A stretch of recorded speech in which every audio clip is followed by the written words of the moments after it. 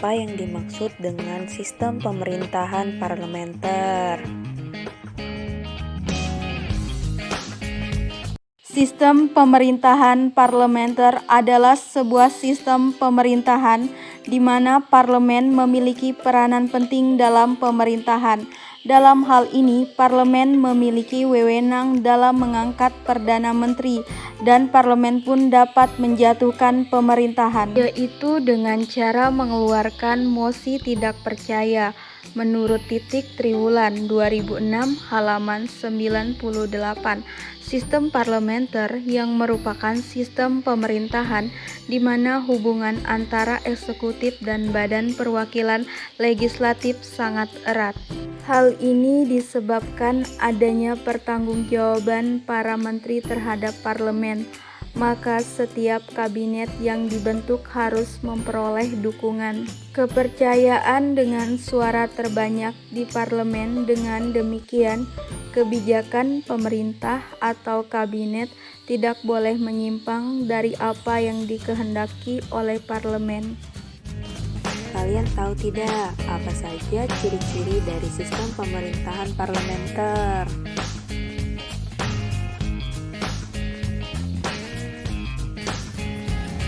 Ellen Erbel, Dalla Mariana, Pascalina, dan Yuningsi tahun 2007 menamakan sistem pemerintahan parlementer ini dengan sebutan The Parliamentary Types of Governments dengan ciri-ciri sebagai berikut.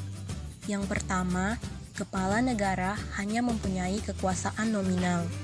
Hal ini berarti bahwa kepala negara hanya merupakan lambang simbol yang hanya mempunyai tugas-tugas yang bersifat formal, sehingga pengaruh politiknya terhadap kehidupan negara sangatlah kecil.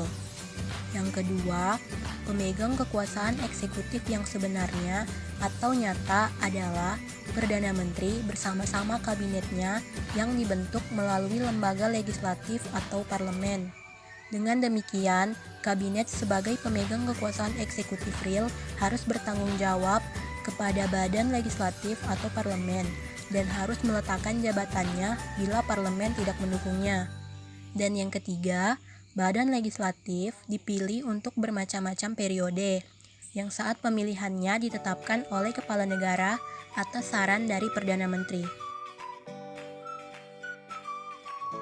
Ciri-ciri sistem pemerintahan parlementer dari sudut pandang hubungan legislatif dan eksekutif adalah sebagai berikut. Pertama, pemimpin eksekutif memiliki sebutan jabatan yang berbeda, yaitu Perdana Menteri, Premier, Konselir, Menteri Utama, yang secara umum kita sebut sebagai Perdana Menteri. Yang kedua, Perdana Menteri dipilih oleh legislatif, yang kabinetnya bertanggung jawab terhadap legislatif. Karena kabinet dibentuk berdasarkan kekuatan-kekuatan yang ada di parlemen, dan mereka pun dapat dibubarkan melalui mosi tidak percaya ataupun berbagai kecaman. Ketiga, terdapatnya konsep penyatuan kekuasaan pada sistem parlementer karena di sini terdapat keberadaan eksekutif tergantung pada kepercayaan legislatif, sehingga pemegang kursi eksekutif adalah anggota parlemen sekaligus anggota kabinet. Keempat, konsekuensi logis dari kekuasaan legislatif untuk mencabut mandat pada kabinet dalam sistem parlementer adalah bahwa Perdana Menteri juga memiliki hak untuk diminta dibubarkannya parlemen dan percepatan pemilu. 5. Sistem pemerintahan parlementer membedakan eksekutif menjadi kepala negara yang simbolis dan seremonial, atau raja dan presiden yang memiliki sedikit kekuasaan, dan Perdana Menteri sebagai kepala pemerintahan yang bersama kabinetnya menjalankan sebagian besar kekuasaan eksekutif. 6. Perdana Menteri dan kabinetnya membentuk sebuah lembaga eksekutif secara kolektif. Oleh karena itu, kedudukan eksekutif atau kabinet lebih rendah dan tergantung pada parlemen. Kalian tahu tidak apa saja kelebihan dan kekurangan dari sistem parlementer?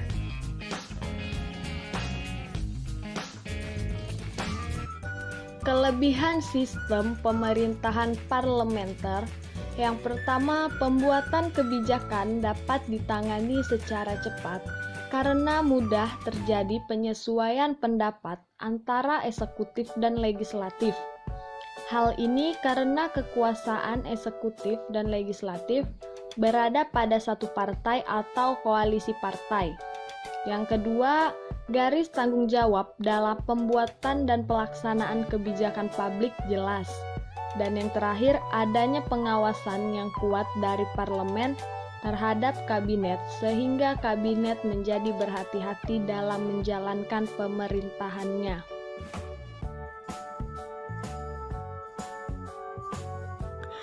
Kekurangan sistem pemerintahan parlementer. A. Kedudukan badan eksekutif atau kabinet sangat tergantung pada mayoritas dukungan parlemen, sehingga sewaktu-waktu kabinet dapat dijatuhkan oleh parlemen. B. Kelangsungan kedudukan badan eksekutif atau kabinet tidak bisa ditentukan berakhir sesuai dengan masa jabatannya, karena sewaktu-waktu kabinet dapat bubar. C. Kabinet dapat mengendalikan parlemen. Hal itu terjadi apabila para anggota kabinet adalah anggota parlemen dan berasal dari partai mayoritas. Karena pengaruh mereka yang benar di parlemen dan partai, anggota kabinet dapat menguasai parlemen. D. Parlemen menjadi tempat kaderisasi bagi jabatan-jabatan eksekutif. Pengalaman mereka menjadi anggota parlemen dimanfaatkan dan menjadi bekal penting untuk menjadi menteri atau jabatan eksekutif lainnya. Kalian tahu tidak negara mana saja yang menganut sistem parlementer?